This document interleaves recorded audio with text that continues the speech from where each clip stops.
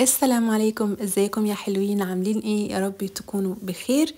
النهاردة رجعت لكم في فيديو جديد، هيبقى فلوج سريع وهنروح ناخد التطعيمات الإضافية وهنخرج كده خروجة سريعة، وكمان هنعمل أكلة، يعني أكلة الأيام اللي بيبقى فيها مشاوير، يعني هتبقى أكلة كده ايه، ما بتاخدش وقت وفي نفس الوقت سهلة وحلوة، فخليكم معايا.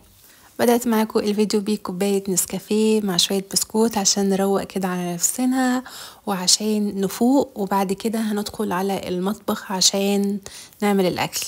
بصوا، وانا فكرت في الأكلة دي فجأة، فما كنتش أصلا طلعت اللحمة تفك، طلعتها دلوقتي عشان تفك في الميكرويف، هتاخد 10 دقايق وهتبقى فكت، وبعدها هنبتدي أكلتنا على طول. في خلال ما اللحمة بتفك أنا هجيب بصل وهجيب فلفل وهقشرهم. نسيت اقول لكم الاكله ايه، الاكله هي عيش باللحمه او حواوشي زي ما انتوا بتسموها يعني.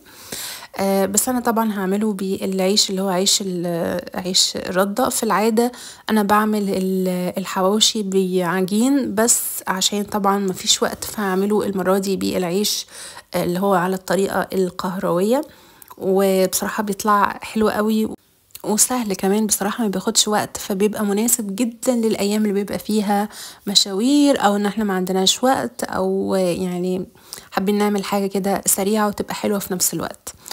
بصوا، طريقتي يعني بسيطة قوي، مش بعقد الدنيا. باخد بصل وفلفل وبحطهم في الكبة زي ما انتوا شفتوا كده، وبعدين بحط عليه اللحمة، بحط عليهم اللحمة وبحط عليهم البهارات بتاعت الحواوشي. تمام، وبحط ملح وفلفل اسمر وبابريكا او شطة حسب ما انتوا عايزينه حراق يعني او لا. اوكي، كده هنا حطينا بهارات الحواوشي، وحطينا هنا ملح، بس خلوا بالكم انا كترت ملح شوية، يعني هي جت شوية حادقة. هو تقريبا عشان بهارات الحواوشي نفسها فيها ملح، فكان ملح كده زيادة حبة بصراحة. فانتوا خلوا بالكم وانتوا بتعملوا الملح ان انتوا تخلوه مظبوط. اوكي، النهاردة عندنا مشوار التطعيمات. دي مش أول مرة أروح أطعم التطعيمات الإضافية، لأن أنا ابني عنده 6 شهور، فطعمت على الشهرين وعلى ال4 شهور، ودلوقتي تطعيمة ال6 شهور.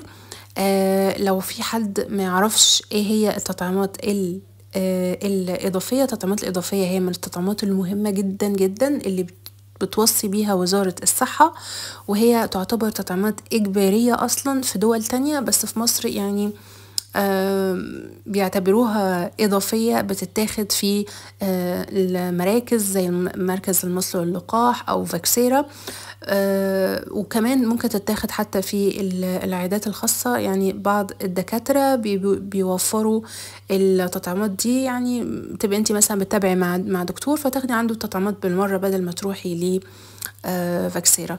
تمام. التطعيمات الإضافية هي ايه اللي انا بالنسبة اللي انا اديتها وكانت هي اهمهم؟ يعني المكورات، او اللي هي النيوموكوكال فاكسين والروتا فاكسين. تمام. المكورات دي اللي هي بتحمي من بكتيريا المكورات تحديدا، تمام، اللي هي بتسبب التهاب رئوي وبتسبب التهاب السحايا والأذن الوسطى، بعد الشر على عيالنا.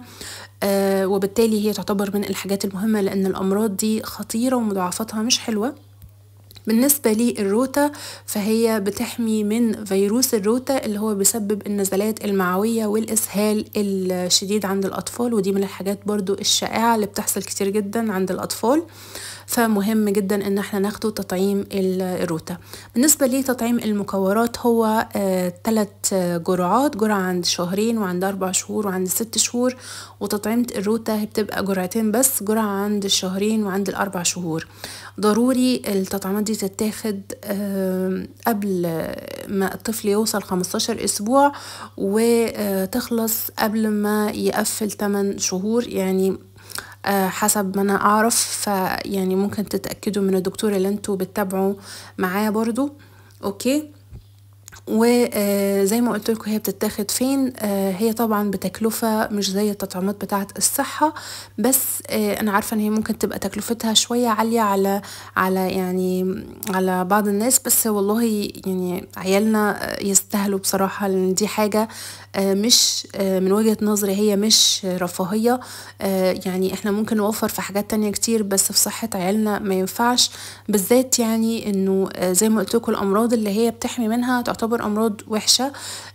بالمناسبة هي ممكن يعني ما بتمنعش نهائيا من التعب، بس بتخففه. يعني عايزة اقول لكم لو طفل تاني مش واخد التطعيم خد نزلة ونفس الطفل خدها، ممكن تسبب له جفاف، يعني ممكن تسبب له جفاف بسبب الإسهال الشديد، بينما الطفل اللي واخد التطعيمة بإذن الله يعني هتحميه وهتكون طبعا بتسنده شوية.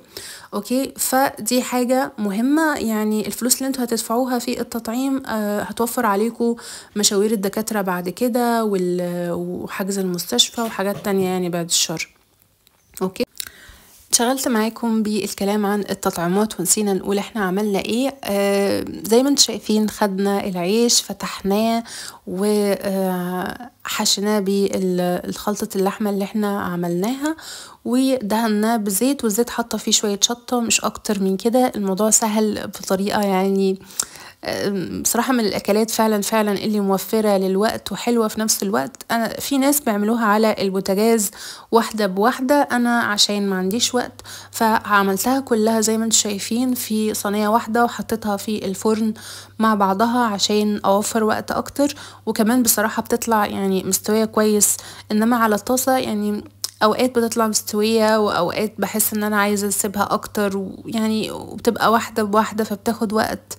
فانا شايفة بصراحة الفرن اوفر بكتير.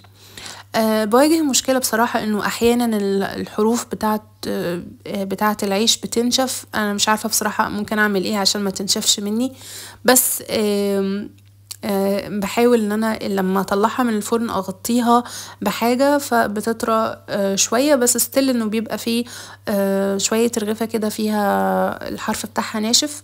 فلو عندكم اي تركاية ممكن ان هي يعني تظبط الموضوع ده قولولي عليها في الكومنتات. اوكي، حطيناها هنا في الفرن، ما خدتش وقت على فكرة، بس احتجت ان انا برضو اقلبها في النص.